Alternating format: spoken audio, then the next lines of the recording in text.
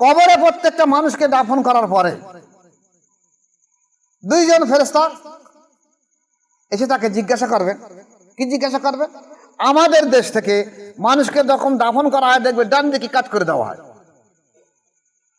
এই ডান দিকে কাট করে দেওয়া মানে হলো তার চোখের সুড়ঙ্গ থেকে রাসূল পাক সাল্লাল্লাহু আলাইহি ওয়াসাল্লাম রওজা শরীফ পর্যন্ত একটা চেহারা এনে আল্লাহ রাসূলের চেহারা মোবারক তার সামনে হাজির করে দিয়ে দেওয়া। এই ফেরেশতা দুটো জিজ্ঞাসা করবেন, বলো তো দেখি এই ব্যক্তির সম্পর্কে তোমাদের কি ধারণা আছে? বলবে আমি তো জানি না, ওকে তো কোনোদিন দেখিনি, আজ প্রথম দেখছি, তা আমি ওনার সম্পর্কে কি বলবো? দুই ফেরেশতা বলবেন আমরা জানি, তুমি বলতে পারবে না। তাই জাহান্নামের ফেরেশতাকে বলা হবে যে তুমি এই কবরে কিয়ামত পর্যন্ত জাহান্নাম থেকে আযাব এনে হাজির করে দাও। কিয়ামত পর্যন্ত এই ব্যক্তি কবরে জাহান্নামের আযাব ভোগ করুক, তারপর তার বিচার সে তখন জাহান্নামে হবে।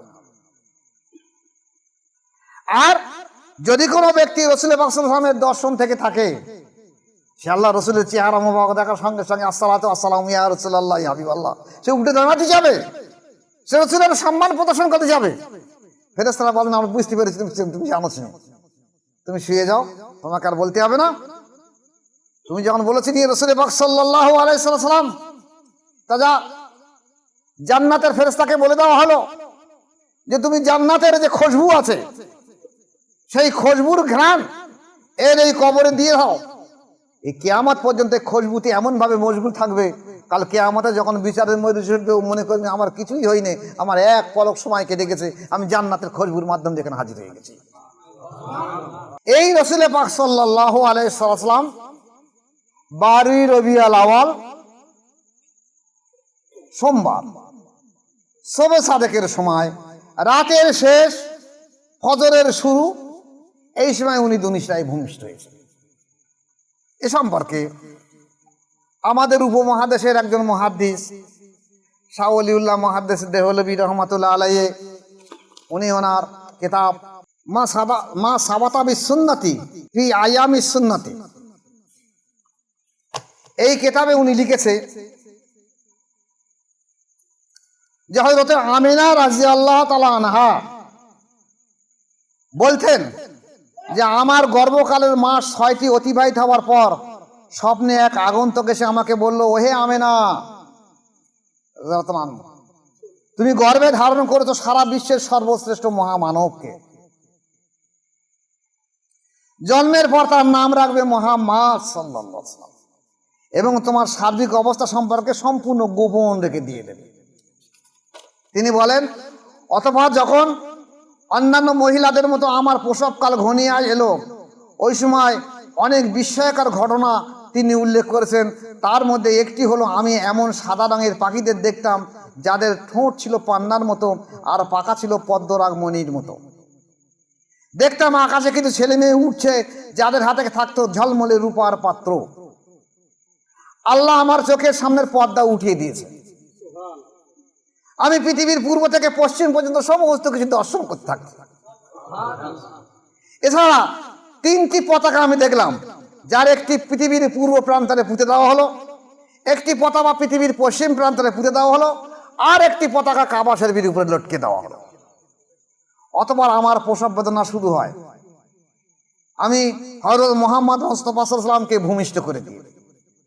আমি দেখতে পেলাম তিনি সেজদারত অবস্থায় ভূমিষ্ঠ হয়েছে। কেন সেজদারত অবস্থায় ভূমিষ্ঠ হয়েছে বলতে পারবেন? বহু আলেমের মুখে শুনেছেন, বলতে পারবেন? আরে যদি একটা মানুষ যদি শুয়ে চিত হয়ে শুয়ে থাকে, তার পেশাবের জায়গাটারও ঊর্ধ্বমুখী হয়ে থাকবে, দেখা যাবে।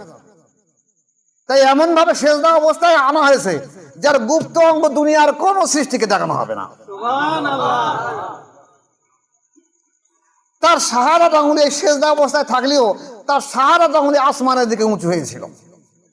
তিনি প্রভুর দরবারে কাঁদো কাঁদো ভাবে বিনয়াবতা ছিলেন। এরপর আমি আকাশে একটি সাদা মেঘখণ্ডকে দেখতে পেলাম। এটি আকাশ থেকে এসে তাকে সমস্ত তাকে জায়গাটাকে বেষ্টনীকে ঘিরে নিল। এক পর্যায়ে তাকে আমার আড়ালে নিয়ে যাওয়া হলো। কাকে? রাসূল পাক সাল্লাল্লাহু আলাইহি ওয়াসাল্লামকে এখান থেকে নিয়ে যাওয়া হলো। এরপর একজন ঘোষকের কণ্ঠ শুনতে পেলাম। একজন ব্যক্তি ঘোষণা দিচ্ছে যিনি ঘোষণা দিচ্ছেন তাকে পৃথিবীর পূর্ব থেকে পশ্চিম প্রান্ত পর্যন্ত প্রদক্ষিণ করে আন বলছেন, একে পৃথিবীর পূর্ব থেকে পশ্চিম এবং উত্তর থেকে দক্ষিণ সামা তামাম বিশ্ব ব্রহ্মাণ্ড সমস্ত মখলুকাতকে কাছ থেকে ঘুরে দেখে নিয়ে আসো, তাকে দেখে নিয়ে আসো যিনি রহমতুল লিল আলামিন, পৃথিবীর বুকে ভূমিষ্ঠ হয়েছে, সারা বিশ্ববাসী তার দিক পারে তাকিয়ে রয়েছে, তোমরা তাকে দর্শন করে দিয়ে এসো, যাও। অতঃপর কি করা হলো, তাকে পৃথিবীর পূর্ব থেকে পশ্চিম থেকে প্রদক্ষিণ করিয়ে এনে সাগর মহাসাগর অঞ্চলে নিয়ে যাও, যাতে এরা সকলে তার নাম পরিচয় মহত্ব এবং মর্যাদা সম্পর্কে অবগত হয়। এরা আরো জানবে যে তিনি পৃথিবীর সকল প্রকার অন্ধকার বিতাড়িত করতে প্রেরিত হয়েছেন, তার আগমনে কোনো প্রকার বহুত্ববাদ চলবে না, তার যুগে তিনি এসবের নাম নিশানা মুছে ফেলবেন, এরপর দ্রুত সে মেঘ সরে যায়। তাহলে রসুল পাক সাল্লাল্লাহু আলাইহি ওয়াসাল্লামের আগমন বার্তায় ওনাকে নিয়ে সারা বিশ্বকে আল্লাহ পাক সারা বিশ্ব ব্রহ্মাণ্ডকে আল্লাহ পাক দর্শন করে নিয়ে এনেছেন। এখানে একটা প্রশ্ন আসবে, ভালো মশলা, যে হযরতে মা আমেনা রাদিয়াল্লাহু তাআলা আনহাকে এই যে ইলহাম আসলো, কাশফ আসলো, একজন মদখোর, তারিখোর, সুদখোর, বেনামাজি, ভণ্ড তাদের কি আসে? কেউ বলতে পারবে? কাদের আসে? আল্লাহওয়ালা, আল্লাহ প্রেমিক, তাদের কাশফ আসে, তাদের ইলহাম আসে। ইলহামের দরজা সৃষ্টির শুরু থেকে শেষ পর্যন্ত এখনো ছিল, এখনো আছে, আগামীতে থাকবে। ওহীর দরজা নবীদের কাছে, কিন্তু ইলহামের দরজা বন্ধ হয়নি। তাহলে মা আমেনা রাদিয়াল্লাহু তাআলার কাছে যদি ওই ইলহাম এসে থাকে, আর তাকে তোমরা বলছো তিনি ঈমান এনেছে কিনা তার সন্দেহ আছে, অসভ্যের দল। যাকে রাসূল পাক সাল্লাল্লাহু আলাইহি ওয়াসাল্লামের নূর মোবারক, নূরে মুহাম্মাদের যিনি ধারক বাহক, তার সম্পর্কে এত বড় উদ্ধত তোমাদের করে কে দিয়েছে যে রাসূল পাক সাল্লাল্লাহু আলাইহি ওয়াসাল্লাম মা ঈমান আনেনি? উপস্থিত তরিকাতে সালেকিন বৃন্দ ও মাদ্রাসায়ে মাসুমিয়াত ছাত্ররা,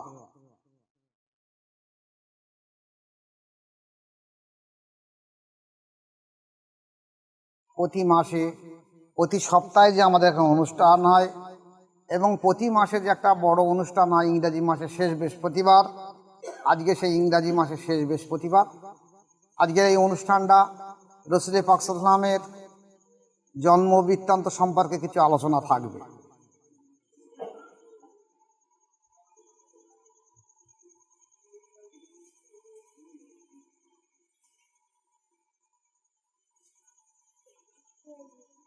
দেখুন, আল্লাহ পাক রব্বুল আলামিন কোরআন করিমের ভিতরে ইরশাদ করেছেন, বিসমিল্লাহির রহমানির রহিম, কুল ইন কুনতুম তুহিব্বুনাল্লাহ ফাত্তাবিউনি ইউহিব্বুকুমুল্লাহ ইলাল আখির।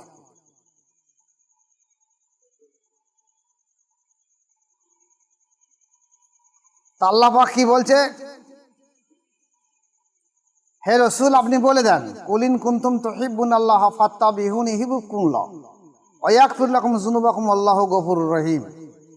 কুল আতিউল্লাহ ওয়া আতিউর রাসূল ওয়া উলুল আমরি মিনকুম। হে রাসূল আপনি বলে দিন, যদি তোমরা এ মানব সম্প্রদায় তোমরা যদি আল্লাহকে ভালোবাসতে চাও, তাহলে আমি রাসূল তোমরা আমাকে অনুসরণ করো। আমার অনুসরণ করলে আল্লাহকে ভালোবাসা হয়ে যাবে।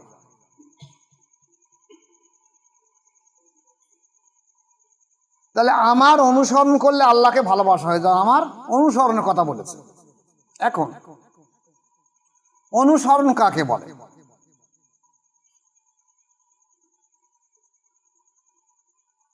অনুসরণ করা, তার দর্শন থাকতে হবে, নতুবা তাকে অনুসরণ করবে কি করে? কেউ যদি বলে আমি আগে আগে যাচ্ছি, তুমি আমার পিছে পিছে আমার অনুসরণ করে করে এসো, সে রাস্তা চেনে না, বলছে আমি আগে আগে যাচ্ছি, তুমি আমার পিছনে পিছনে এসে অনুসরণ করে করে এসো, তাহলে তাকে দেখতে হবে, অনুসরণ করে চলবে। এখন রাসূল পাক সাল্লাল্লাহু আলাইহি ওয়াসাল্লামকে দেখা যায় না, তাহলে কি অনুসরণ করবে?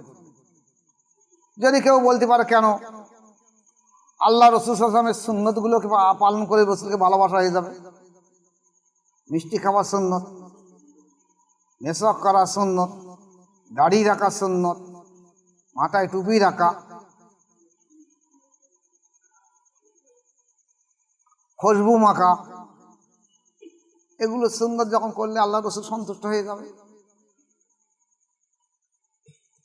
তাহলে এই সুন্নতের মধ্যে অনুসরণ কোথায় আসছে? দর্শন তো নেই।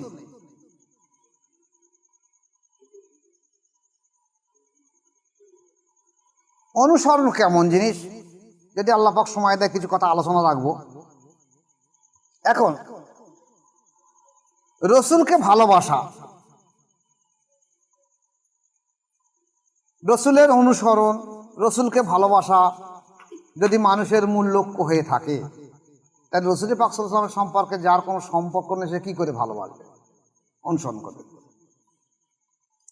সাহাবায়ে কেরাম রাদিয়াল্লাহু তাআলা আনহুরা আল্লাহ রসুল সাল্লাল্লাহু আলাইহি ওয়াসাল্লামকে সামনাসামনি দেখেছেন, তারাও অনুসরণ করেছে। তাহলে আজকেকার মানুষ বলবে আমরা তো আল্লাহ রসুলকে দেখিনি, আমরা বরঞ্চ এই আলিম সমাজের এই ওয়াজগুলো শুনেছি, মিষ্টি খাওয়া সুন্নত, মেসওয়াক করা, দাড়ি রাখা, তা আমরা এইগুলো করব, খুশবু মাখা, এগুলো তো আমাদের সুন্নত, এগুলো অনুসরণ করলে আমরা আল্লাহ রসুলকে প্রিয় পাত্র হয়ে যাব। কিন্তু এগুলো সব সুন্নত নয়। এগুলো সুন্নত বটে, সব সুন্নত সুন্নত নয়। মূল সুন্নত হলো অনুসরণ করা। জীবনে কোনো সময় কোনো ব্যক্তি রসুলের ভালোবাসার পূর্ণতা আসতে পারবে না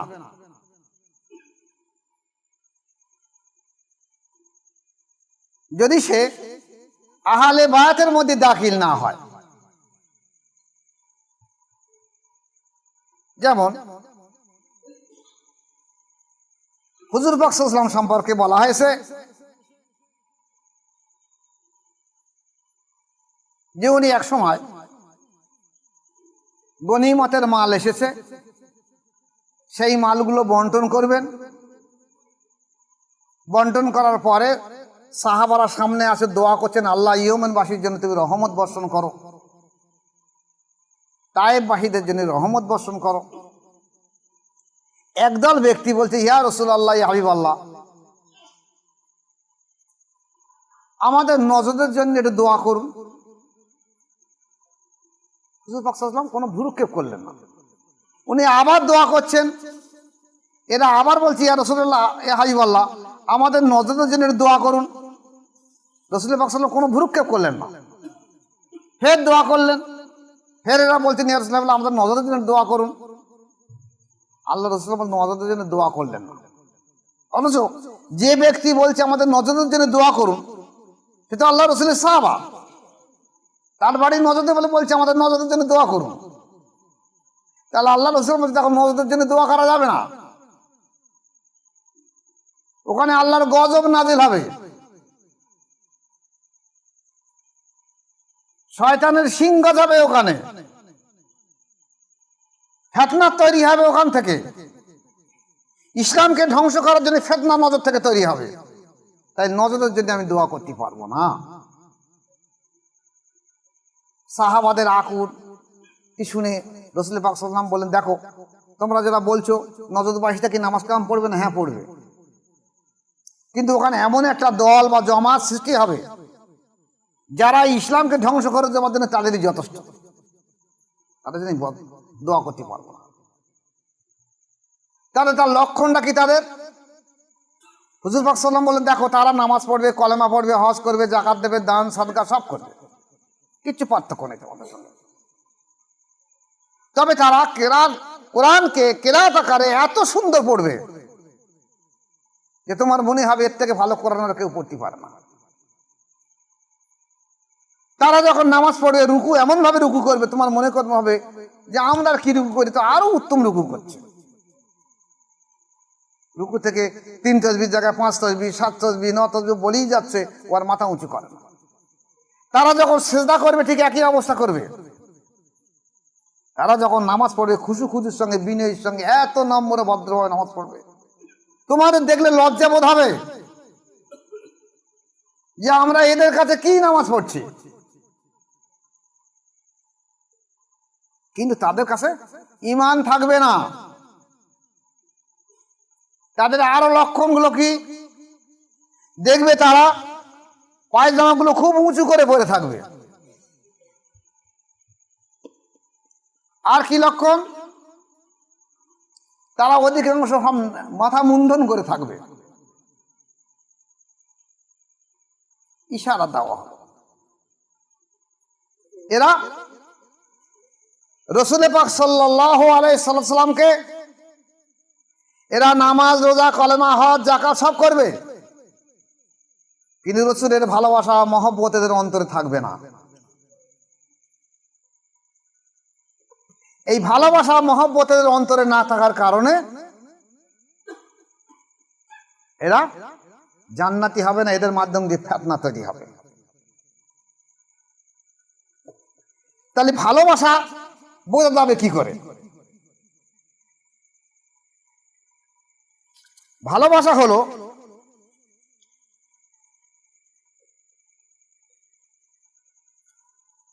হুজুর পাক সাল্লাল্লাহু আলাইহি ওয়াসাল্লাম বলেছেন, দেখো তোমাদের মধ্যে কেউ কখনো মুমিন হবে না যতক্ষণ পর্যন্ত আমি রাসূল, আমি তোমাদের কাছে তোমার মা বাপ, সন্তান সন্ততি, বিবি বাল বাচ্চা, ধন সম্পত্তি, মালামাল, এমনকি সারা বিশ্বের মানুষের থেকে আমি তোমার কাছে বেশি মহব্বতের প্রিয় না হব, ততক্ষণ পর্যন্ত তোমরা পূর্ণ মুমিন হতে পারবে না। তাহলে রাসূলকে ভালোবাসার প্রয়োজন রয়েছে। এই ভালোবাসা কেমন হবে?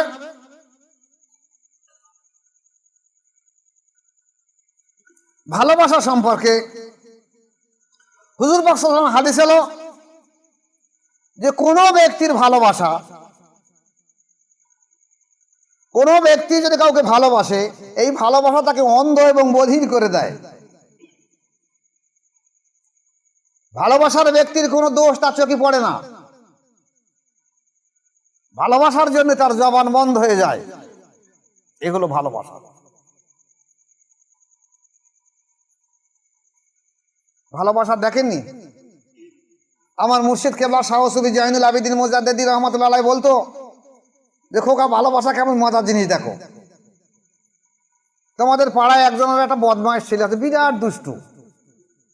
সে এর গাছে আমের ঢেলা মারে, ওর খেজুর গাছে ঢেলা মারে, ওর কুল গাছে ঢেলা মারে, ওর খোলা চালায় ঢেলা মারে। তো গ্রামের লোক অতিষ্ঠ হয়ে যায়। তার মা বাপের কাছে যে বলছে, তোমার ছেলে আমার এই কুল গাছে ঢেলা মারে, তাতে আমার দুটো খোলা ভেঙেছে। ও বলছে আমার মুজা গাছে ঢেলা মারে, আমার দুটো খোলা ভেঙেছে। বিরাট বদমাইশ ছেলে, তুমি শাসন করতে পারো না।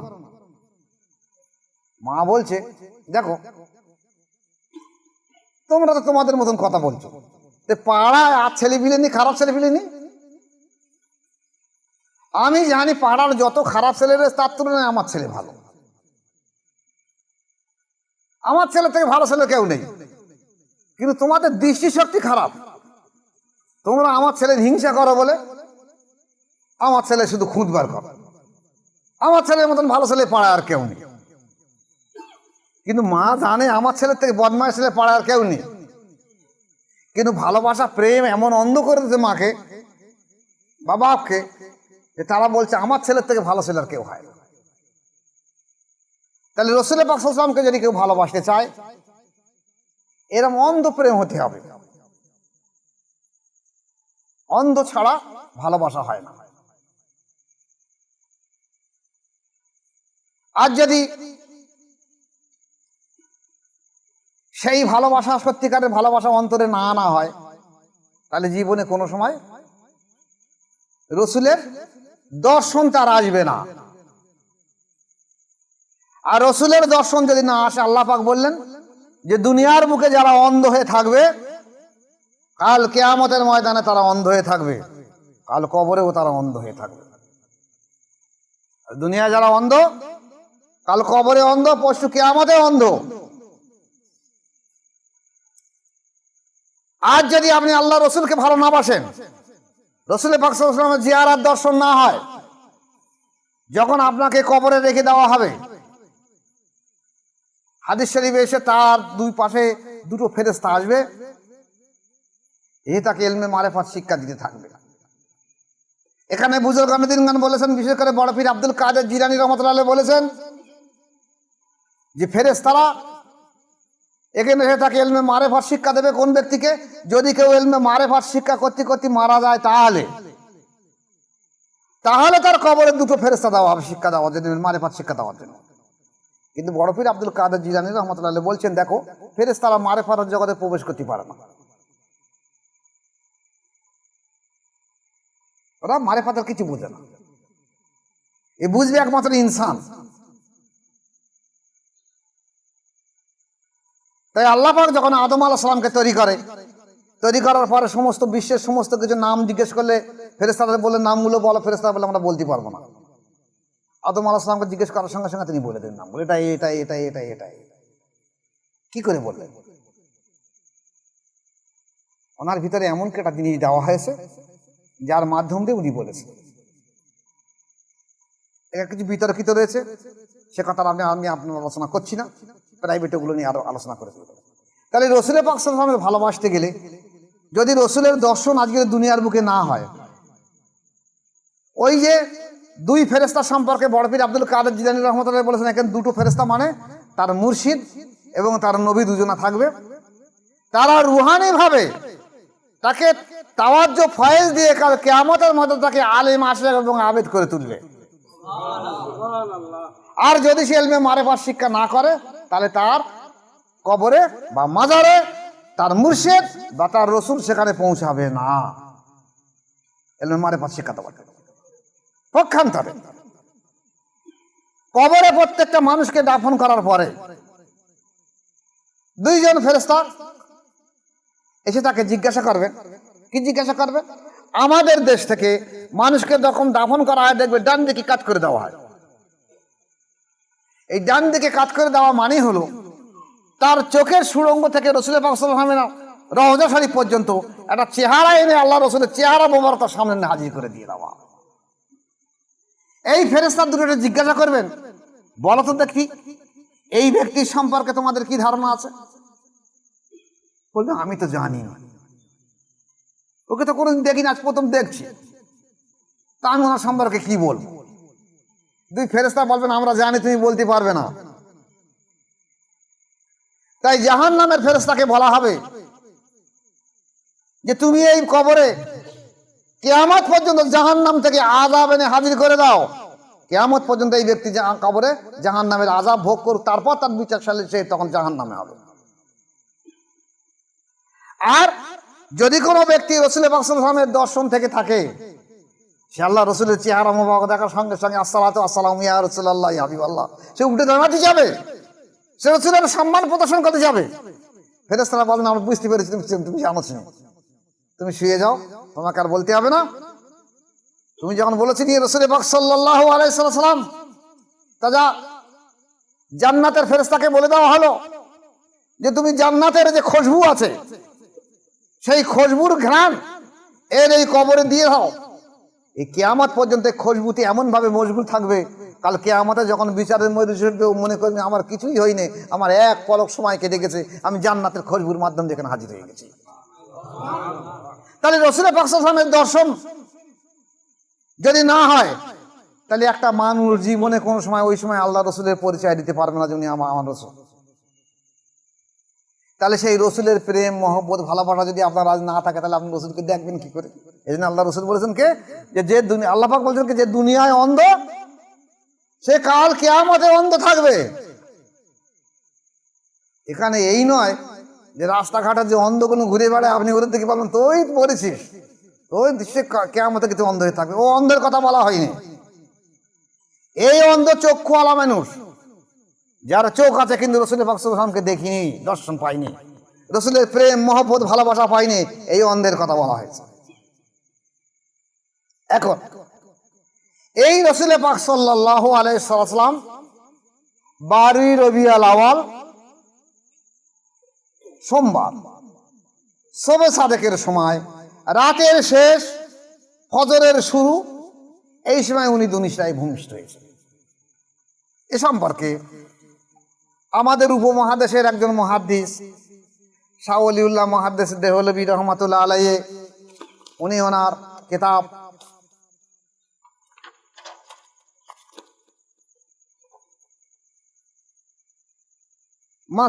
মা সাবাতা বিসুন্নতি ফি আয়ামি সুন্নতি, এই কিতাবে উনি লিখেছে যে হযরত আমিনা রাদিয়াল্লাহু তাআলা আনহা বলতেন যে আমার গর্ভকালের মাস 6টি অতিবাহিত হওয়ার পর স্বপ্নে এক আগন্তুক এসে আমাকে বলল, ওহে আমিনা, তুমি গর্ভে ধারণ করেছো সারা বিশ্বের সর্বশ্রেষ্ঠ মহামানবকে,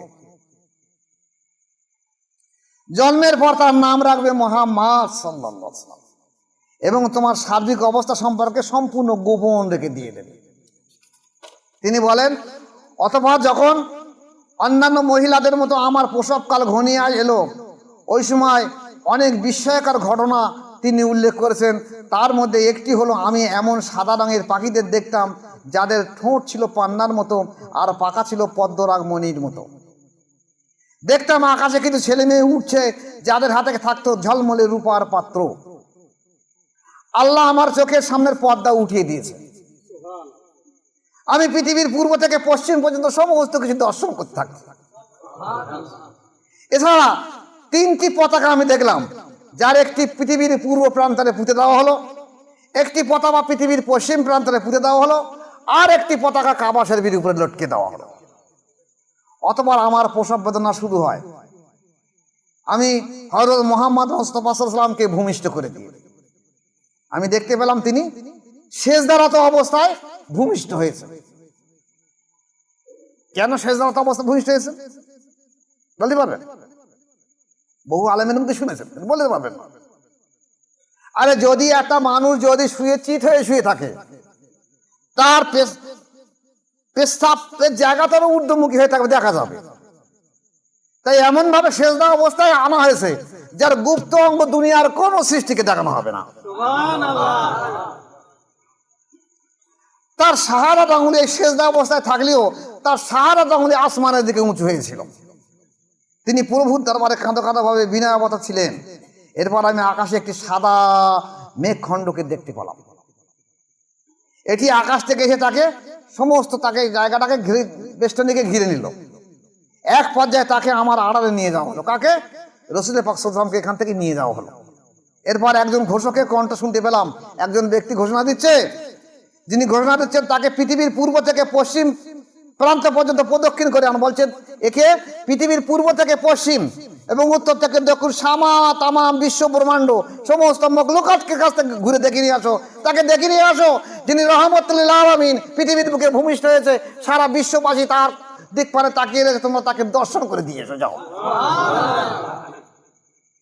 অতঃপর কি করা হলো? তাকে পৃথিবীর পূর্ব থেকে পশ্চিম থেকে প্রদক্ষিণ করিয়ে এনে সাগর মহাসাগর অঞ্চলে নিয়ে যাও, যাতে এরা সকলে তার নাম, পরিচয়, মহত্ব এবং মর্যাদা সম্পর্কে অবগত হয়। এরা আরো জানবে যে তিনি পৃথিবীর সকল প্রকার অন্ধকার বিতাড়িত করতে প্রেরিত হয়েছেন। তার আগমনে কোনো প্রকার বহুত্ববাদ চলবে না। তার যুগে তিনি এসবের নাম নিশানা মুছে ফেলবেন। এরপর দ্রুত সে মেঘ সরে যায়। তাহলে রাসূল পাক সাল্লাল্লাহু আলাইহি ওয়াসাল্লামের আগমন বার্তায় ওনাকে নিয়ে সারা বিশ্বকে আল্লাহ পাক সারা বিশ্ব ব্রহ্মাণ্ডকে আল্লাহ পাক দর্শন করে নিয়ে এনেছেন। এখানে একটা প্রশ্ন আসবে, ভালো মসলা, যে হযরতে মা আমেনা রাদিয়াল্লাহু তাআলা আনহাকে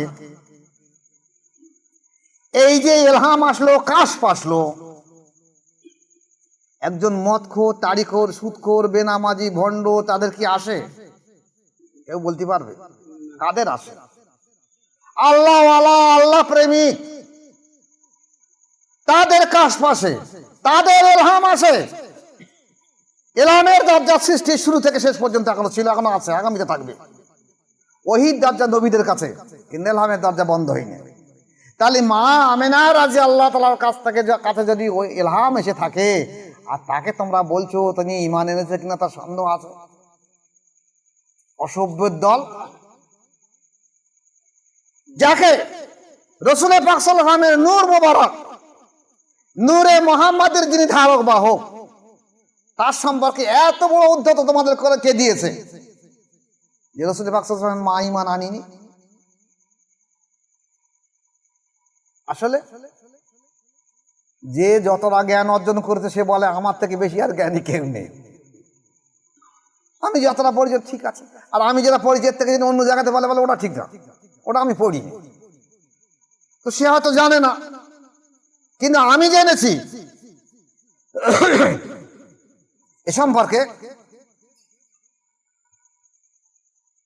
একটা মজার জিনিস বলি, শোনেন।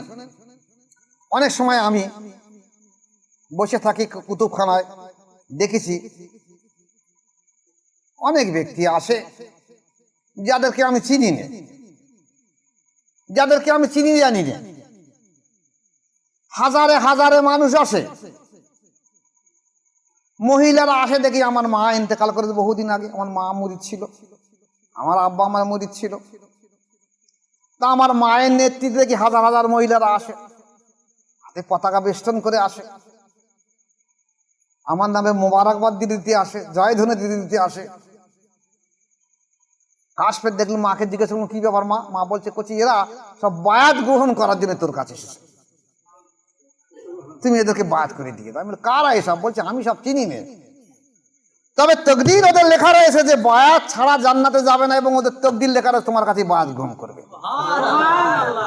তাই আমি এনেছি। আমি কিছু কিছু ব্যক্তিকে জানি, এটা তোমার নানিমা, এটা আমার বোন, এটা আমার নানি, এগুলোকে আমি চিনি। এটা অমুক দূর সম্পর্কের আত্মীয়, বাকিগুলোকে আমি চিনি না। তেমন আমার কাছে এসেছে যে এই জমানার দায়িত্ব আপনার সন্তানকে দেওয়া হয়েছে। এখন আপনি যদি সুপারিশ করেন আপনার সন্তানের কাছে গিয়ে, তাহলে তিনি আমাদের যদি বায়াত করিয়ে দিয়ে দেন, তাহলে আমরা আহলে বায়াতের মধ্যে দাখিল হয়ে কাল কিয়ামতের ময়দানে সুপারিশ পেতে পারি। তাই মা বললে খোকা এদেরকে বায়াত করে দিয়ে, যখন এসেছে তখন সব কাশফের অবস্থা, বায়াত হয়ে যায়। কখনো কখনো দেখেছি আমার আব্বার সঙ্গে এরকম বহু মানুষ, হাজারে হাজারে মানুষ লাইন বাই লাইন আসে, পতাকা হাতে আমার জয়ধ্বনি দিতে দিতে আসছে, নারায়ে তাকবীর, আল্লাহু আকবার, নারায়ে রিসালাত, মহান মুর্শিদ কিবলা জিন্দাবাদ। আমি তো চিনি না। আমি আব্বাকে সালাম সাবাদ জিজ্ঞেস করুন, কদম বুঝি কর জিজ্ঞেস করুন কারা এসব? বলছে আমি সবাইকে চিনি, তবে কিছু কিছু ব্যক্তিকে চিনি। এরা যেমন তোমার দাদা, তুমি দেখুন, এরা আমার দাদা, তুমি দেখুন, এরা তোমার দাদার দাদা, তুমি দেখুন। এইরকম কিছু কিছু পরিচয় করে দেয়। বলছে আমি তো আর জানি না। এইগুলোকে তুমি বাদ করে দাও। এরা এসেছে, এরা আমার কাছে সুপারিশ জন্য এসে বলছে যে আপনার ছেলেকে এই জমানায় আল্লাহ পাক দায়িত্ব দিয়েছে সংস্কারক হিসাবে, তার সুপারিশ আমাদের জন্য প্রয়োজন। তার জন্য তার কাছে গিয়ে আমাদের জন্য একটু সুপারিশ করুন। কিন্তু যদি আমাদের বায়াত করিয়ে দিয়ে দেয়, তাহলে কাল কিয়ামতের ময়দানে তার এবং আল্লাহ রসুলের সুপারিশের মাধ্যম দিয়ে আল্লাহ পাক আমাদের জান্নাত নসিব করবেন। তাই আল্লাহ পাক আমাদের জীবিত অবস্থায় এই নসিব করিনি বায়াতের মাধ্যম দিয়ে অন্তঃশুদ্ধ সুস্থ করার জন্য, কিন্তু আল্লাহ পাকের তকদির, আমাদের তকদির রয়েছে এইভাবে। তাই আল্লাহ পাক সেই হুকুম দিয়েছে, আমরা আপনার কাছে এসেছি, আপনি আমাদেরকে বায়াত করিয়ে দিয়ে দেন। বায়াত হয়ে চলে যায়। ঠিক এই ঘটনাগুলো আমার দেখার পরে আমার নিজে নিজে চিন্তা হতো, কি করে সম্ভব হয়, কি করে সম্ভব হয়। হঠাৎ একদিন চিন্তা ভাবনা করলাম, তাহলে কি রাসূল পাক সাল্লাল্লাহু আলাইহি ওয়াসাল্লাম মা বাপকে বায়াত গ্রহণ করিনি? যদি আমি একটা নগণ্য, এই যে 1400 বছর পরে রাসূল পাক সাল্লাল্লাহু আলাইহি ওয়াসাল্লাম আসার 1400 বছর পরে একটা সাধারণ মানুষ হিসেবে যদি আমি আমার মা বাপের মাধ্যম দিয়ে এত মানুষ যদি বায়াত গ্রহণ করে নিতে পারে, তাহলে রাসূল পাক সাল্লাল্লাহু আলাইহি ওয়াসাল্লাম কি মা বাপ বায়াত গ্রহণ করে নিতে পারেনি আল্লাহ পাক? সে কি করে সম্ভব? আমার ব্রেনে এই কাজ করতে লাগলো। দীর্ঘদিন অতিবাহিত হওয়ার পরে একদিন একটা কিতাব আমার সামনে আসলো হঠাৎ। সেই কিতাবে লেখা আছে যে রাসূল পাক সাল্লাল্লাহু আলাইহি ওয়াসাল্লামের সামনে ওনার মা আর ওনার আব্বাকে রুহানি ভাবে হাজির করা হয়েছে যখন উনি নবুয়ত পেয়েছেন। তারপরে আল্লাহ পাক বলেন, ইয়া রাসূলুল্লাহ, ইয়া হাবিবাল্লাহ, আপনার মা এবং আপনার আব্বা তো আগে আপনার কাছে বায়াত গ্রহণ করেনি, তাই আপনি আপনার হাত মোবারক দিয়ে আপনার মা এবং বাপকে বায়াত করিয়ে দিয়ে আপনার মুরিদানের মধ্যে দাখিল করে নিয়ে নেন। তাহলে আল্লাহ রাসূল সাল্লাল্লাহু আলাইহি ওয়াসাল্লামের মা বাপ বায়াত গ্রহণ করেনি কে বলেছে? এবং তার যে বায়াত হবে, তারা যে এত বড় হাস্তি বুজুর্গ, এই তো কাশফি তার প্রমাণ। কই আপনার মা, আপনার ভূমিষ্ঠ কারোর সময় এরকম কথা কিছু বলেছে? কার মা বলেছে? কত তো মাওলানা মৌলবি জন্মেছে আমাদের দেশে, গুজবে তো খারাপ দেখা যায় না। এ বলছে আমার ফিরির অমুক কারামতি, ও বলছে আমার ফিরির অমুক কারামতি। তা সেই সময় ইতিহাস ঘেটে দেখা তো সব ফলস, কিন্তু এগুলো তো ফলস নয়, এগুলো তো সত্য ঘটনা। তাহলে দেখা গেছে এই ঘটনাটা রাখি দ্বারা আপনার ঠিক রাখবেন যে রাসূল পাক সাল্লাল্লাহু আলাইহি ওয়াসাল্লামের মা বাপ বায়াত গ্রহণ করিয়েছেন, কোনো সন্দেহ নেই। যদি আমার মা বাপ করতে তোমার মা বাপ করেছে, আকিদাটা ঠিক রেখে দেবে।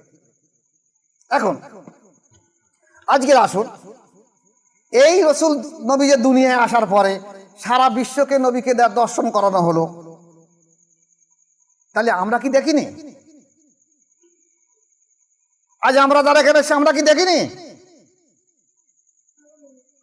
সারা বিশ্ব ব্রহ্মাণ্ড যখন দর্শন করা হয়েছে রুহানি ভাবে, আমাদের তখন জন্ম হয়ে গেছে। জিসমানি ভাবে আমরা দুনিয়ার বুকে আসিনি, রুহানি ভাবে আমরা তো আরো আলমে আরো আসিলাম, আলমে আরো রাসূল পাক সাল্লাল্লাহু আলাইহি ওয়াসাল্লামকে দেখানো হয়ে গেছে সবাইকে, সবাই দেখেছে।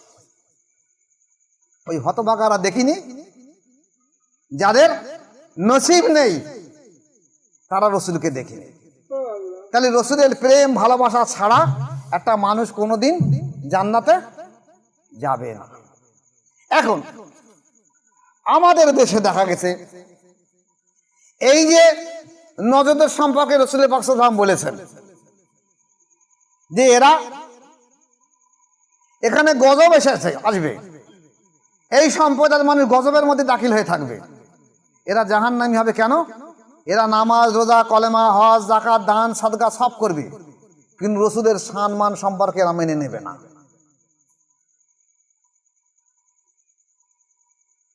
যেমন দেখা যাচ্ছে আপনার প্রতিবেশী যদি আপনার দুবেলা দুটো খাবার মতন আসে সহ্য করতে পারে না, দুটো পয়সা হলে সহ্য করতে পারে না, দুটো সম্মান বাড়লে সহ্য করতে পারে না, আপনার ছেলে মেয়ে শিক্ষিত হলে সহ্য করতে পারে না।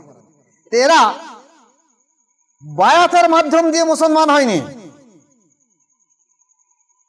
এরা হয় মাদ্রাসায় শিক্ষা করেছে আর নয় করিনি, এর মাধ্যম দিয়ে এরা মুসলমান হয়েছে। এই জন্যই আত্মসমর্পণ না করে মুসলমান হওয়ার কারণে এরা অধঃপতন হয়ে গেছে। এদের আকীদা কেমন হবে আমি দুটো একটা কথা আপনার সামনে বলে নিয়ে যাচ্ছি। যেমন আল্লাহ পাক কোরআন শরীফে বলেছেন যে আমার প্রত্যেকটা নবীর গায়েব জ্ঞান ছিল। এখন গায়েব কতটা কি জ্ঞান আমি জানি না, আমার ইন্দ্রিয় জ্ঞান অতটুকু বলতে পারছি না। আল্লাহ পাক যে ভাষায় বলেছে সেই ভাষা বোঝার মতন রসুল ছাড়া আর কেউ নেই। রসুল পাক সাল্লাল্লাহু আলাইহি ওয়াসাল্লাম যতটা বুঝিয়েছে ততটা সাহাবারা বুঝেছে, তার বেশি কিছু বুঝতে পারেনি। তাহলে আমার আপনার মতন মানুষ কতটা বুঝবে? তাহলে আল্লাহ পাক আল্লাহ রসুলকে গায়েব জ্ঞান দিয়েছিলেন। এই গায়েব দেওয়ার পরে এই ওয়াহাবিরা, এই যে নজর থেকে যে ধ্বংসপ্রাপ্ত যে জমাতটা তৈরি হবে তারা হলো আব্দুল ওয়াহাব নজদির দল, নজর থেকে বাইর হয়েছে। তাদের আকীদা সুন্নি জামাতের আকীদার মতো নয়। আল্লাহ রাসূল বলেছেন দেখো আমার উম্মতের মধ্যে ৭৩টা দল হবে, ৭২টা দল জাহান্নামী হবে, একটা দল জান্নাতি হবে। সেই একটা দল কারা? যারা আমি এবং আমার সাহাবাদের মতাদর্শ অনুসরণ করে, তারাই একটা দল। তারা আহলে বায়াতের মধ্যে দাখিল হবে, তারা আহলে সুন্নাতুল জামাতের দলের মধ্যে থাকবে। আমি এবং আমার সাহাবারা যেভাবে দিনকে জিন্দা করার চেষ্টা করি তারা সেইভাবে করবে, এর বাকিগুলো হল জাহান্নামী দল। আপনি আসুন, এই আহলে বায়াতকে ইসলামকে ধ্বংস করে দেওয়ার জন্য এই দলগুলো কি করছে? প্রত্যেকটা মাদ্রাসায় মাদ্রাসায় একটা করে পীর সাহেব গজিয়ে রেখে দিচ্ছে। এই তুমি সাইকুল হাদিস, তা তুমি বায়াত করাবে, তুমি মুফতি সাহেব তুমি বায়াত করাবে। সারা বিশ্ব জুড়ে একই অবস্থা ঘটে উঠছে। আমার কাছে তো ফোন আসছে, আমার ইউটিউবটা চলছে, দেখছি তো সারা বিশ্ব থেকে এই বাঙালি ফোন করছে। তারা বলছে আমি অমুক জায়গায় বায়াত, অমুক জায়গায় বায়াত, অমুক জায়গায় বায়াত, অমুক জায়গায় বায়াত। এমনকি আল্লাহর অশেষ দয়া মা বোনেরাও আমার কাছে ফোন করে জানছে যে আমি অমুক জায়গায় বায়াত আছে, কিন্তু অন্তর সম্পর্কে আমরা যে আপনি যে বলছেন তা তো কিছু ঘটছে না, আমাদের উপায় কি হবে? তাহলে এরা আসলে ইসলামকে ধোঁকা দেওয়ার জন্য এই কাজগুলো বায়াত করিয়ে দিয়ে যাচ্ছে। ওই ব্যক্তি বায়াত করুক যার খেলাফত আছে, রেসালাত আছে, বেলায়েত আছে, কামালাত আছে এবং নিসবতও আছে এবং যার নফসের তাজকিয়া আছে। যে ব্যক্তির ক্ষমতা আছে একটা মুর্দা দেহকে জিন্দা করে দিতে পারে। আমি তো আগেও বলেছি যে বিশ্বের বহু প্রান্তরে বাঙালি জাতি যেখানে যারা আছে সেখান থেকে আমার কাছে বায়াত গ্রহণ করে। অনেকে আমাকে দেখিনি, অনেকে ইমোর মাধ্যমে দেখে, অনেকে দেখি যে ফোনের মাধ্যম দিয়ে করে। ইমোর মাধ্যমে বললাম আমি আপনি এখান থেকে আপনার কলবের দিকে ইশারা করুন, আমি শাহাদাত আঙুল দিয়ে ইশারা করে দিয়ে দিচ্ছি। অনেক মা বোনদেরকে তারা আমি বলতে পারছি না, আমি বললাম মা আপনি আপনার বাম স্থানের 2 আঙুল নিচের দিকে খেয়াল করুন। দেখা গেছে এই হাজার হাজার মাইল দূরে থেকে মানুষ এখান থেকে আমার শাহাদাত আঙুল বা বায়াতের মাধ্যম দিয়ে তাদের অন্তর জেগে জারি হয়ে যাচ্ছে। এই গরম দিনে দেখা যাচ্ছে আমার এই ইউটিউব হয়তো 2 দিন পরে ছাড়লে সে ব্যক্তি দেখবে আমেরিকা থেকে কয়েকজন ব্যক্তি সেখান থেকে ফোন করে বায়াত গ্রহণ করছে বায়াত হওয়ার জন্য। বাংলাদেশ থেকে, পাকিস্তান থেকে, দুবাই থেকে, তায়েফ থেকে, মক্কা মদিনা থেকে বাংলা ভাষাভাষী মানুষ অধিকাংশ, কিছু কিছু অন্যান্য ভাষাভাষী মানুষ তারা বায়াত হচ্ছে এবং তারা আমার কাছে ফোনের সঙ্গে যোগাযোগ করছে, সবক পাল্টে নিতে সব কাজ কাম করছে। তাহলে এখানে থেকে যদি শাহাদাত আঙুলের মাধ্যম দিয়ে বায়াত গ্রহণ করে দেওয়া যায়, তাহলে তোমরা দীর্ঘদিন ধরে বায়াত করি একটা মানুষের মোদ্দাতে জিদ্দা করতে পারো না, তাহলে এইভাবে সর্বনাশ করছো কেন মুসলমানদেরকে? এই ব্যক্তিগুলো তো চাচ্ছে আমরা ভালো হব, তোমরা কেন তাদেরকে ধূলিসাৎ করে দিয়ে দিচ্ছ? তোমরা ইসলামকে ধোঁকা দেওয়ার জন্য কি করছো? এক এক জায়গায় একটা খানকা মতন তৈরি করে সেখানে বসে বসে কি তালিম দিচ্ছ, কোরআনের তালিম দিচ্ছ, জেকের করার তালিম দিচ্ছ, এ করছো সে করছো, কিন্তু আসলে তোমরা চাচ্ছ কি যে মানুষ যেন এই জায়গায় গিয়ে সৎ পথে না ফিরে আসে। তোমরা ইসলামের দুশমন ছাড়া কেউ নাও। তোমরা তো বলতে পারত, আমি যেমন বুক টুকে পারি যে সারা বিশ্বের মধ্যে 4টে তরিকা আমি তো পরিষ্কার বলি, কাদেরিয়া, চিশতিয়া, নকশবন্দিয়া, মোজাদ্দিদিয়া।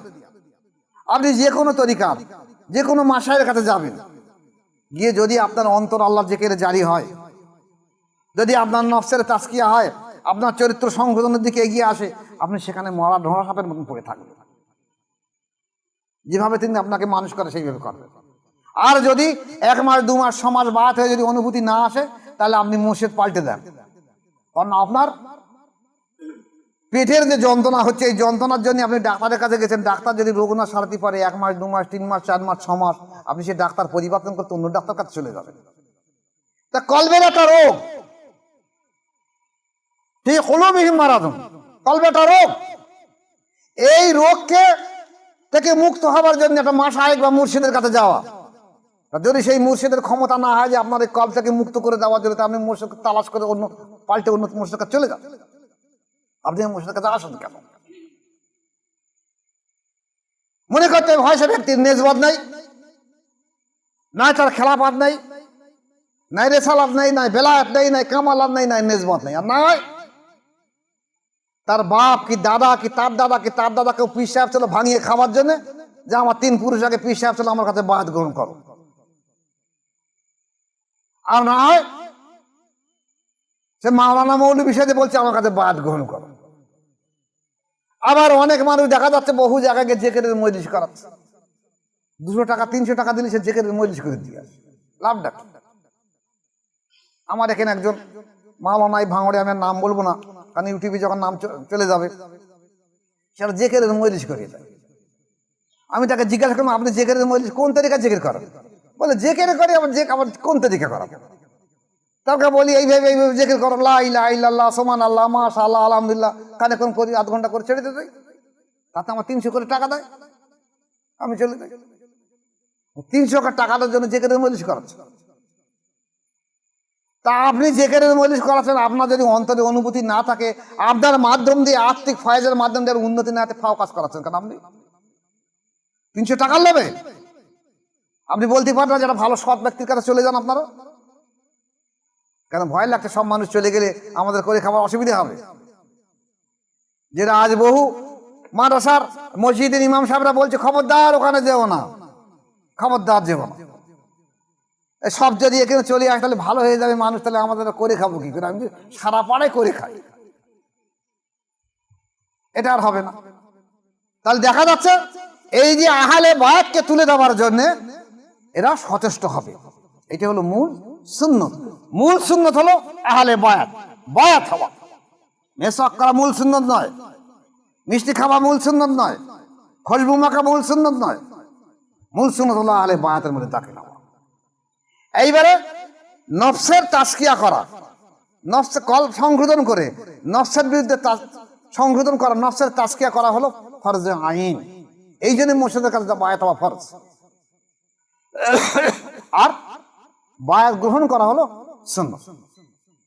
তাহলে এই সুন্নতটাকে তারা তুলে দিয়ে দিচ্ছে, কারণ ধোঁকাবাজি করে ইসলামকে বলে সেই কোরআন হাদিসের চাবুক দিয়ে মানুষকে সুপথে না নিয়ে কুপথে নিয়ে যাচ্ছে। এটা আব্দুল হাকিম রহমতুল্লাহের কথা।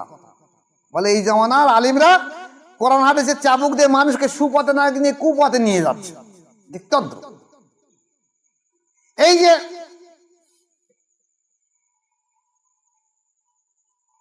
ওহাবি একজন আলিম হিফজুল ইমানের 15 পৃষ্ঠায় তিনি লিখেছেন যে রাসূল পাক সাল্লাল্লাহু আলাইহি ওয়াসাল্লামের যে গায়েব জ্ঞান ছিল, সেই ইলমে গায়েব পাগল, ছাগল, গরু, জীবজন্তুরও ছিল। বসিরহাটে একজন বড় মুফতি সাহেব, বড় মুফতি সাহেব, আমার ইউটিউবার, তিনিও দেখবেন। যখন আমি বসিরহাটে গায়েব সম্পর্কে আলোচনা করেছি, উনি তারপর দিন বলছে আমরা এখানে বাস করবো, তা আমাকে না নিয়ে, এখানে বসিরহাটের মানুষ রয়েছে তারা জানে, আমাকে না নিয়ে উনি মুফতি সাহেব বাস করবে, কারণ মুফতি সাহেব এখানে সুন্নত জামাত করে রেখে দিচ্ছে। সুন্নতুল জামাত কিরকম? আল্লাহ রাসূল বলছে যে আমার মূল একটা দল জান্নাতি হবে, সেটা হলো আহলে সুন্নতুল জামাত। তারা কারা? যেভাবে আমি এবং আমার সাহাবারা অনুকরণ করে চলেছি তারাই। আমাদের সুন্নতুল জামাত কিরকম হয়েছে? একটা গ্রামে গিয়ে বলছে আমি সুন্নতুল জামাত করব, তুমি একজন সেক্রেটারি হবে, তুমি সভাপতি, তুমি ক্যাশিয়ার, তুমি সহ সভাপতি, তুমি সহ সেক্রেটারি, তোমরা মাসে 100 টাকা করে আমার ওখানে পাঠাবে, তোমাদের একটা কার্ড দিয়ে দিতে, আহলে সুন্নাতুল জামাতের কার্ড। আর এই গ্রামে 100 জন মেম্বার থাকবে, প্রত্যেকে 10 টাকা কার্ড দেবে, মাসে মাসে আমার ওখানে টাকাটা পৌঁছে দিয়ে আসবে। তোমরা আহলে সুন্নাত, তোমরা কার্ড ব্যবহার করবে, তোমরা সুন্নাতুল জামাতের মধ্যে। সুন্নাতুল জামাত ধোঁকাবাজি করা, ইসলাম বেঁচে খাওয়া, মুসলমান সেজেছ, দাড়ি টুপি দেখে মাওলানা মুফতি সেজেছ। আবার অনেক সুন্নতুল জামাত করেছে কি, তোমরা আমার এখানে একটা করে ইট দেবে আর 100 টাকা পাঠাবে, এটা সুন্নতুল জামাত। একটা করে কার্ড দিয়ে রেখেছে আমরা সুন্নতুল জামাত, অল ইন্ডিয়া সুন্নতুল জামাত, আহলে সুন্নতুল জামাত, কত নেবেন না। কিন্তু সুন্নতুল জামাত ওটা আল্লাহ এবং আল্লাহ রসুল যেভাবে চলেছে সেই মত পথকে অনুসরণ করাই হলো আহলে সুন্নাতুল জামাত। অর্থাৎ আহলে বায়াতের মাধ্যম দিয়ে আত্মসমর্পণ করাই হলো আহলে সুন্নাতুল জামাত। এর বাইরে হলো আহলে সুন্নাতুল জামাত নয়। এরা এই সুন্নাতুল জামাতকে মুছে দেওয়ার জন্য এইভাবে ধোঁকাবাজি করে, ধান্দাবাজি করে, পয়সা করে কামাই করে খাওয়ার জন্য এইসব করেছে, আর মূল সুন্নাতুল জামাতটাকে মুছে দেওয়ার জন্য। তাহলে এরা বলছে রাসূল পাক সাল্লাল্লাহু আলাইহি ওয়াসাল্লামের গায়েবের জ্ঞান যেমন ছিল, এই ইলমে গায়েব গরু, ছাগল, জীবজন্তুরও ছিল। কত বড় অসভ্য লোক আলেম বললেন। এছাড়া তাকবিয়াতুল ঈমান, তাকবিয়াতুল ঈমান কেতাবে লিখেছে যে রাসূল পাক সাল্লাল্লাহু আলাইহি ওয়াসাল্লামকে নিজের বড় ভাইয়ের মতন সম্মান করা যাবে। যার সম্মান পৃথিবীর সব থেকে শ্রেষ্ঠ সম্মান, পৃথিবীর সব থেকে শ্রেষ্ঠ সম্মান, তারা বলছে কি আমাদের বড় ভাইয়ের মতন সম্মান করলে হবে।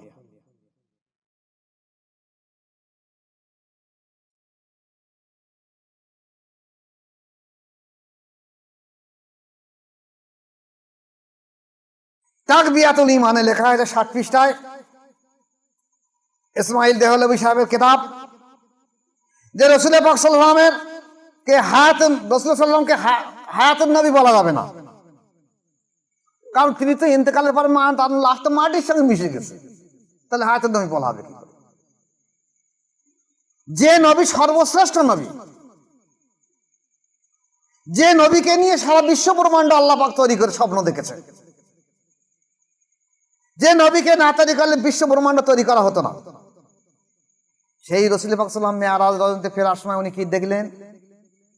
যে মুসা আলাইহিস সালাম দাঁড়িয়ে সালাত কায়েম করছে, দাঁড়িয়ে সালাত কায়েম করছে।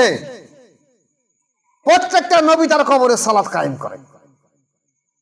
এরা বলছে নবী তোমাদের মতন জন্তু, জীব জন্তুর মতন, যেরকম গরু ছাগল হাঁস মুরগি দুনিয়া ফেলে দিলে দেখা যায় দিন কত পরে মাটি হয়ে যায়, অনেক লাশ মোবারক দাফন করার পরে মাটি হয়ে যায়।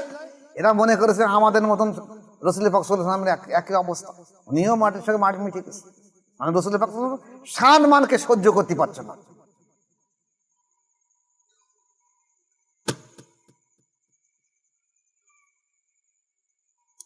এরপরে তাকবিয়াতুল ঈমানে বলা হয়েছে যে রাসূল পাক সাল্লাল্লাহু আলাইহি ওয়াসাল্লামের ইন্তেকালের পরে তিনি শক্তিহীন, তিনি কিছুই শ্রবণ করতে পারে না।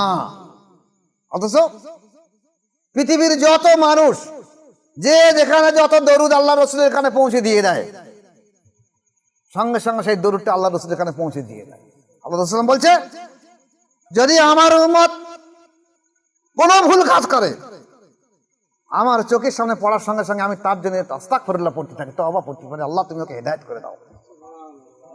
আর যদি আমার উম্মত কোনো ভালো কাজ করে, আমি শুকর গুজার করি, আলহামদুলিল্লাহ, আল্লাহ তুমি ওকে আরো আরো আরো ভালো কাজ করার তৌফিক দাও, আরো খোশখবর দিয়ে দাও। তাহলে আল্লাহ রসুল জানতেন না? তোমরা বলতে তুমি শুনতে পায় না, দেখতে পায় না, কিছু করতে পায় না।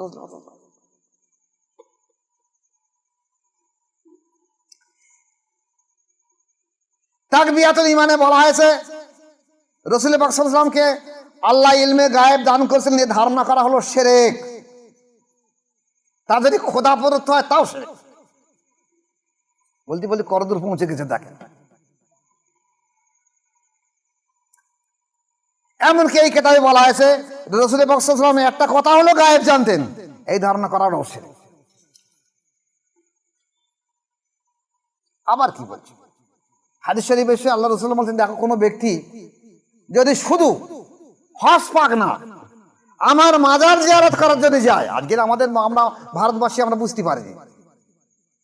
ধরুন দেখা গেছে মক্কা শহরে বা মদিনা শহরের মানুষ রয়েছে, রাসূলের পাক সাল্লাল্লাহু আলাইহি ওয়াসাল্লামের সঙ্গে অন্তরে তার মহব্বত প্রেম পয়দা হলো, ইশক হলো, সে আর সহ্য করতে পারলো না, কবে হজ হবে উমরা হবে ছুটে চলে গেছে রাসূলের পাক সাল্লাল্লাহু আলাইহি ওয়াসাল্লাম মাজার জিয়ারত করতে, গিয়ে সেখানে সালাম জিয়ারত করে সে আবার ফিরে চলে এসে রাসূল পাক সাল্লাল্লাহু আলাইহি ওয়াসাল্লাম বলেন হাদিসে, দেখো যদি কোনো ব্যক্তি শুধুমাত্র আমার মাজার জিয়ারত করার উদ্দেশ্যে যায়, তার জন্য সুপারিশ করা আমার জন্য ওয়াজিব হয়ে গেল।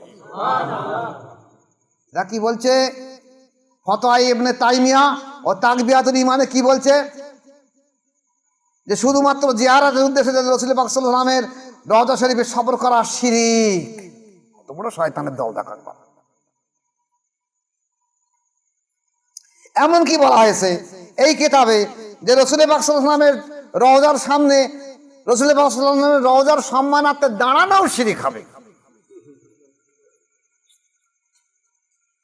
ওরা বোধহয় আল্লাহ রসুলের মাজার জিয়ারত করিনি, যদি করে থাকে হয়তো ব্যাঙের মতন চার পেয়ে হয়েছিল, ব্যাঙ যেরকম হাত পা ধরে সেরকম করে কিছু রসুল মাজারের সামনে হাতে সম্মানে দাঁড়ায়নি কোনো সময়।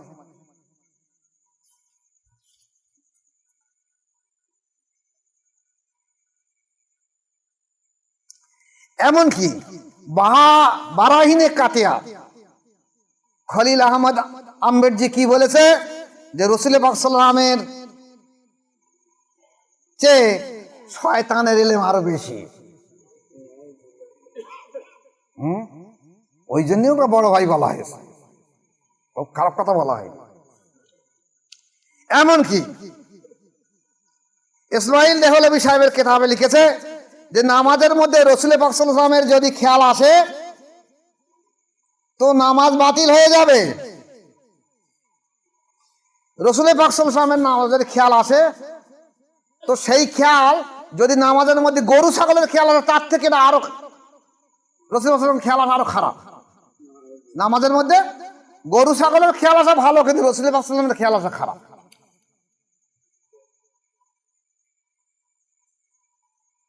এমনকি হাবেশ সাহেব বলছিলেন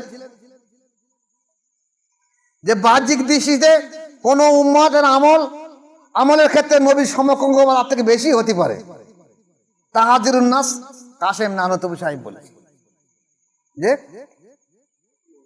ওই যে আমি সাহেব বলছিলেন যে রাসূল পাক সাল্লাল্লাহু আলাইহি ওয়াসাল্লাম 40 বছরের নবুয়ত পেয়েছে, 23 বছর মানে 23 বছরে পর্দা নিয়েছেন, তাহলে 23 বছর রোজা করেছেন। আর আমি 90 বছর বেঁচেছি, আমি 60 বছর রোজা করেছিলাম, আমার বেশি রোজা করেছি, আমি বেশি আমল নামাজ পড়েছি।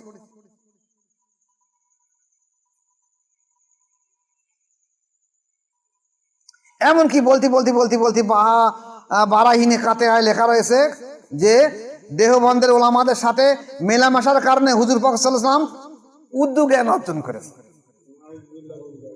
যে নবীকে ভাষা দিয়ে পাঠানো হয়েছে, আদম আলাইহিস সালামকে সারা বিশ্বের যত ভাষা আসবে, ভাষা একটা তো না, সমস্ত ভাষা দিয়ে আদম আলাইহিস সালামকে পাঠিয়ে দেওয়া হয়েছে।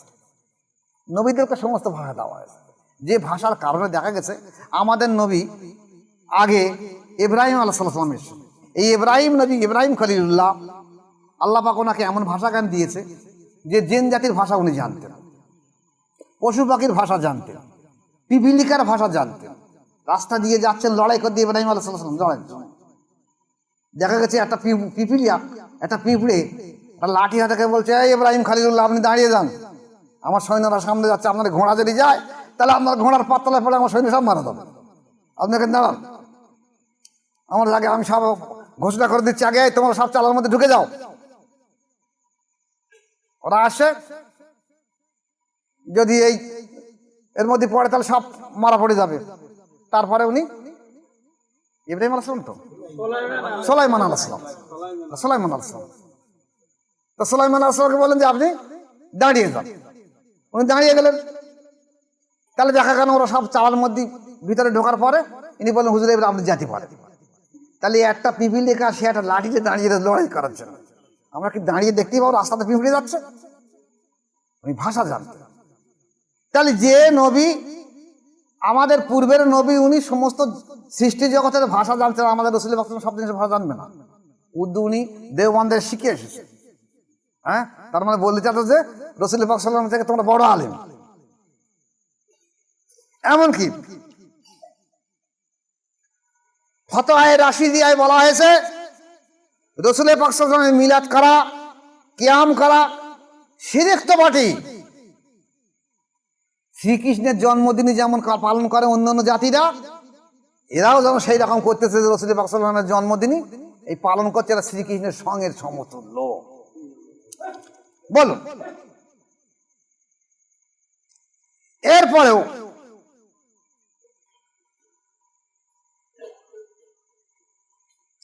হোসেন আহমদ মাদানী সাহেব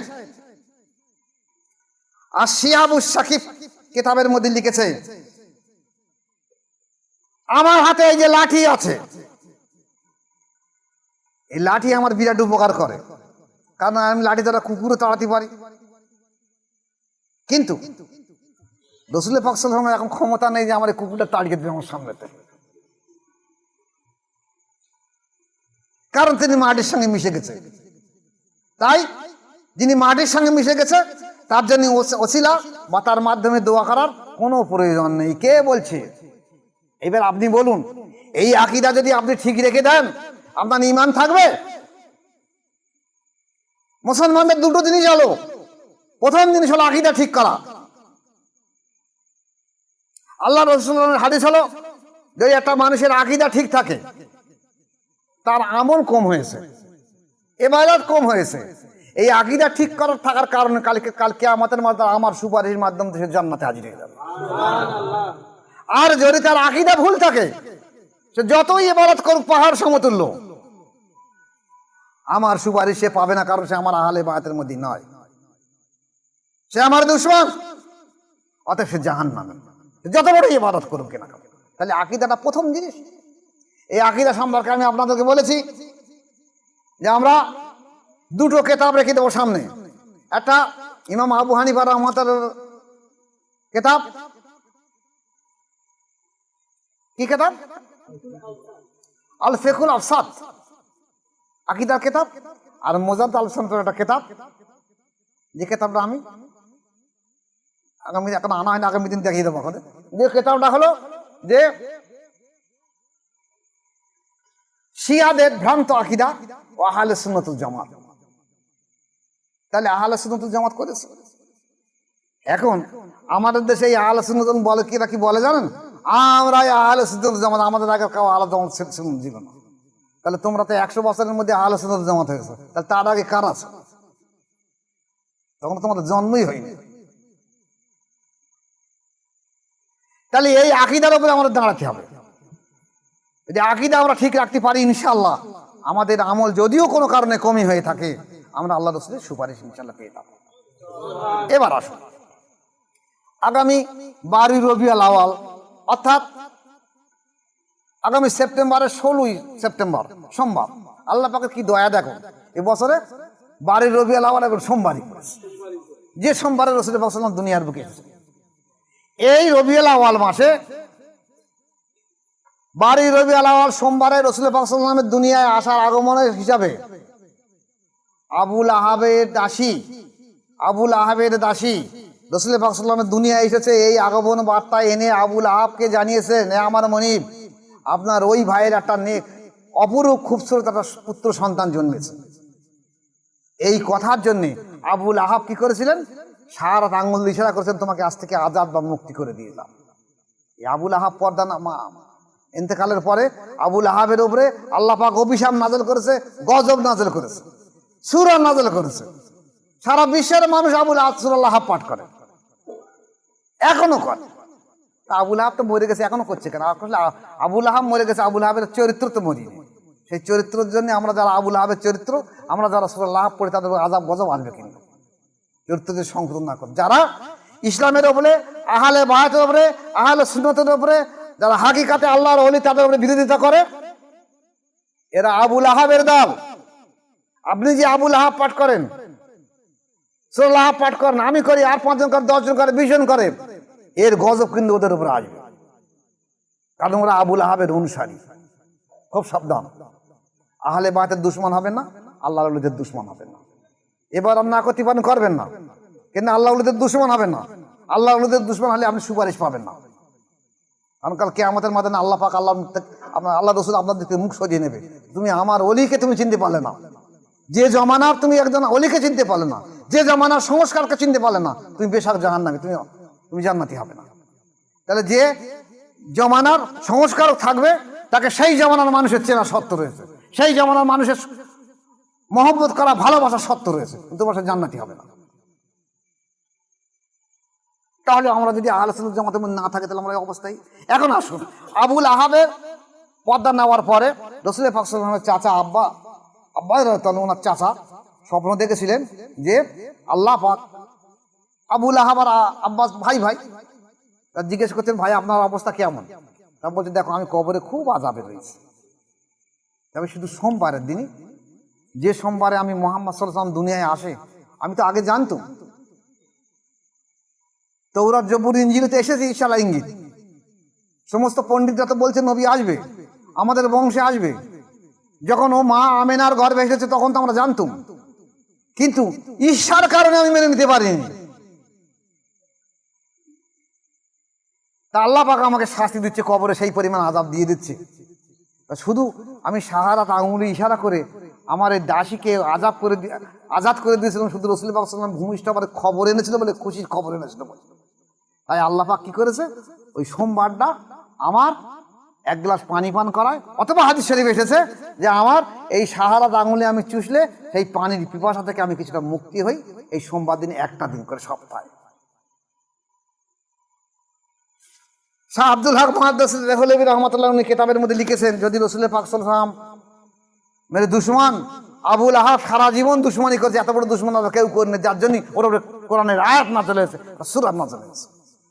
সে যদি রাসূল পাক সাল্লাল্লাহু আলাইহি ওয়াসাল্লামের একদিন মহব্বত করার জন্য এত বড় একটা খোঁজ খবরই পেয়ে থাকে, তাহলে আজ যারা রাসূল পাক সাল্লাল্লাহু আলাইহি ওয়াসাল্লামের জন্মের দিন, সে জন্মের দিন অনুষ্ঠান করেছে, মেনে নিয়েছিল, আর আজ রাসূল পাক সাল্লাল্লাহু আলাইহি ওয়াসাল্লামের আগমন বার্তা জন্মের দিন যদি কোনো ব্যক্তি অনুষ্ঠান করে, নিশ্চয়ই আল্লাহর রহমত তার উপরে আসবে, তার উপরে, এবং সেই ইহকাল এবং পরকাল উভয় তার মধ্যে ভালাই আল্লাহ পাক কবুল করবে। তাহলে আজ আমরা নবী দিবসকে পালন করব না কেন? এখন আমরা যে নবী দিবস পালন করি, প্রত্যেক বছর করেছি, বছরে করব, যে আমরা একটা র্যালি বার করি, এই র্যালিটা কিন্তু আমাদের নবী দিবসের সুন্নতের একটা অংশ নয়, ইবাদতের একটা অংশ নয়। এটা করি কেন? এক এক যুগে এক এক সংস্কারক এসেছে, এক এক সময় তিনি সেই সংস্কারটা করে চলে গিয়েছে। যেমন মুসা আলাইহিস সালামের সময় জাদুকরের বেশি প্রাদুর্ভাব হতো, তাই আল্লাহ পাক ওনাকে জাদু শিক্ষা দিয়ে পাঠিয়ে দিয়েছে এর মোকাবেলা করার জন্য। রাসূল পাক সাল্লাল্লাহু আলাইহি ওয়াসাল্লামের সময় মুজিজা দেখার দরকার হয়েছে।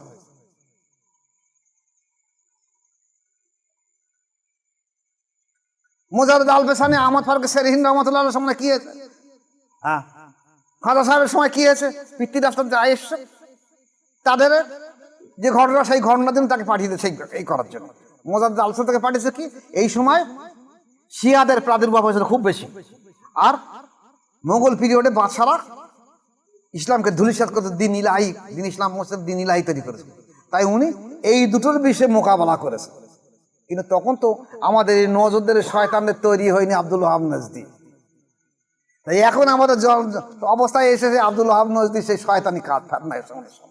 তাহলে আমাদের সামনে এই ফেতনার মোকাবেলা করতে হবে। তাই আমরা এই র্যালিটা সুন্নত হিসেবে করছি না, আমল ইবাদত হিসেবে করছি না। আমরা রাসূল পাক সাল্লাল্লাহু আলাইহি ওয়াসাল্লাম আগমন বার্তাকে সারা বিশ্বের মানুষকে জানাতে যাচ্ছি যে আজ রাসূল পাক সাল্লাল্লাহু আলাইহি ওয়াসাল্লাম আগমন বার্তা। যেদিন সারা বিশ্বের মানুষ জেনে যাবে যে বাড়ি রবিবার আওয়াল আজ দিন আগমন বার্তা, আমরা আরো কাজটা করবো না। কিন্তু ওটা ইবাদত হিসেবে আমরা করছি না। আমরা এদিনের অনুষ্ঠানটা করছি কি, মূল অনুষ্ঠানটা কি, যে আমরা কিছু গরিব এতিম এসির কাঙাল মিসকিনদের কিছু বস্ত্র বিতরণ করে দিয়ে দিচ্ছি। সকাল 8টা থেকে অনুষ্ঠান, রাসূল পাক সাল্লাল্লাহু আলাইহি ওয়াসাল্লাম শান মান সিরাত সম্পর্কে কিছু আলোচনা, তারপর কিয়াম, তারপর সালাম, তারপর দোয়া আমাদের আহলে বায়াতের জন্য, আমাদের পূর্বপুরুষদের জন্য, যারা দুনিয়ার বুকে জীবিত আছে তাদের জন্য, আর কাদের জন্য? সারা বিশ্বের মানুষের জন্য, সারা বিশ্বের মানুষের জন্য দোয়া করা। সর্বশেষ থাকলো কি, উপস্থিত শ্রোতা মণ্ডলীকে তাবারুক কিছু দেওয়া। এই সবগুলো সওয়াবে দাঁড়াই হবে আমাদের জন্য। আমরা এগুলো করি এবং আগামীতে করব, এবং ইনশাআল্লাহ আমি যতদিন বেঁচে থাকি করতে থাকবো। আপনাদেরকে বলেছি আপনারা করবেন। যারা এখানে আসবেন ভালো কথা, বাড়ি থেকে যদি কিছু চাল ডাল খিচুড়ি করে বিলি করতে বলবেন, যদি সম্ভব হয়ে ওঠে একটা দুটো পোশাক গরিব এতিম এসির কাঙাল মিসকিনকে বিলি করে দেবেন। যদি পারবেন আত্মীয় স্বজন দেইজি প্রতিবেশকে নিয়ে একটু মাজার জিয়ারত করে, কবর জিয়ারত করে এসে বাড়ি এসে দুটো খানা মেজবানি করতে তাদের খেতে দেবেন। আর একটা জিনিস হলো, যেটা হলো ঈদে মিলাদুন্নবী। এদেরকে বলা আছে কি, ঈদে মিলাদুন্নবী, সর্বশ্রেষ্ঠ ঈদ, খুশির ঈদ। কারণ ঈদ মুসলমানদের অনেকগুলো আছে, জুম্মাটা ঈদ, আরাফাটা ঈদ, দুটো ঈদ। আর ঈদে মিলাদুন্নবী মানে বাড়ি রবিউল আউয়াল সব থেকে বড় ঈদ।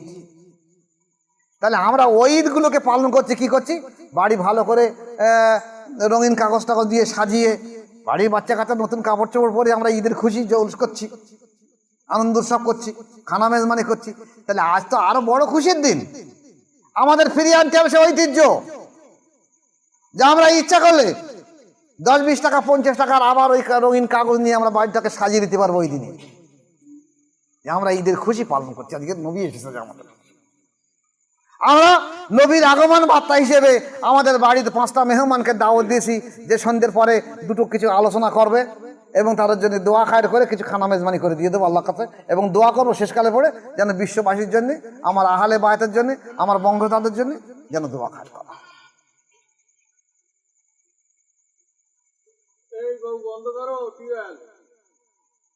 তাহলে দেখা গেছে আমরা নবী দিবস করে এসেছি এবং করবো ইনশাআল্লাহ। আপনারা সবাই করবেন তো ইনশাআল্লাহ। এবং আগামী 16ই সেপ্টেম্বর সোমবার, 12 রবিউল আউয়াল সোমবার, আপনাদের সবার দাওয়াত থাকলো। ইউটিউবের মাধ্যম থেকে সারা বিশ্ববাসীকে আমি দাওয়াত দিচ্ছি, শুধু আমাদের ভাঙড়বাসী নয়, যেখানে যত হাফেজ, কারি, মাওলানা, মুফতি, আহলে বায়াত আছে, আমি সবাইকে দাওয়াত দিচ্ছি আপনারা আসুন। যদি বলেন খাওয়া দাওয়ার আপনার অত মেহমান কি দেয়, তাহলে করবেন কি করে? আরে আমি তো করবো না, যার মেহমানদারি সে খাবে, আপনার দায়িত্ব, আল্লাহ পাকের, আমার দায়িত্ব নয়। মেহমান যখন বাড়ি আসে সে তার খাদ্য আল্লাহর তরফ থেকে নিয়ে আসে, আল্লাহর তরফ থেকে তার খাদ্য নিয়ে আসে। তাহলে আমি দেওয়ার কি, আমি হয়তো দেখাশোনার দায়িত্ব পালন করতে পারি। আপনারা ওদিন যে বাড়ি খানা খাবেন, এখানে খাবেন, তা আপনার ওই খানা তো আল্লাহ পাক এখানে দিয়ে দিয়েছে, সেই জন্য খেতে পারছেন। আর যদি কারণ নসিবি না থাকে আসতে পারেন, খেতে পারতেন না, তা কোনো অসুবিধা নেই। যত মানুষ আসে আসুক ইনশাল্লাহ, আল্লাহর উপরে ভরসা রেখে দেবেন। আরে বাবা রোজ বেশি খান, একদিন কম খাবেন, একদিন কম খেলে তার মানুষ মরে যাবে না, রাত্রে আবার বাড়ি খানা খেতে পারবেন। আর যদি তারপরে অসুবিধায় আমরা আরো রান্না করার পরে খাওয়া হবে, তাহলে চেষ্টা করবেন বেলা 8টা থেকে জোহর পর্যন্ত, সে 12টা হতে পারে, 12:30 হতে পারে, 1টা হতে পারে, জোহর পর্যন্ত আমরা সমস্ত অনুষ্ঠানগুলো চালিয়ে নেব। আপনারা আপনাদের দেশি প্রতিবেশী আত্মীয় স্বজন সবাইকে দাওয়াত দেবেন। নবী দিবস পালন যেটা মুছে যাচ্ছে, এই জমানাটা মুছে যাচ্ছে। ওয়াহাবিদের এই আকীদা, রসুলের সম্মানকে যারা এত নিচু নামাতে পারে, তারা রসুলকে মর্যাদা দেবে, তা সেই মর্যাদা আমাদের দিতে হবে। তাদের এই কথা শুনে আমাদের কষ্টবোধ লাগে। আমরা আমাদের জান মাল দিয়ে রসুলের পাক সাল্লাল্লাহু আলাইহি ওয়াসাল্লামের সেই ইজ্জতকে আবার ফিরিয়ে আনার চেষ্টা করব ইনশাআল্লাহ। আল্লাহ পাক আমাদের প্রত্যেক ভাইকে এর উপরে আমল করা, টিকে থাকা, কায়েম রাখা এবং আগামী দিনে হাজির হওয়ার সবাইকে তৌফিক দেয়। সবাই বলে আল্লাহুম্মা আমিন। আসসালামু আলাইকুম ওয়া রাহমাতুল্লাহি ওয়া বারাকাতুহু। পরিশেষে আবার একবার বলে দিয়ে দেয়, সমস্ত ওলামায়ে দ্বীন, আহলে সুন্নাতুল জামাত, আহলে বায়াত সবাইকে দাওয়াত থাকলো ওই দিনে, নবী দিবসের দিনে আমার এই খানকায়ে মোজাদ্দেদা পূর্ব কাঁঠালিয়া দরবার শরীফে আপনাদেরকে আহ্বান করছি। বেলা 8টা থেকে জোহর পর্যন্ত সবাইকে আসার জন্য নিয়ত রাখবেন। আসসালামু আলাইকুম।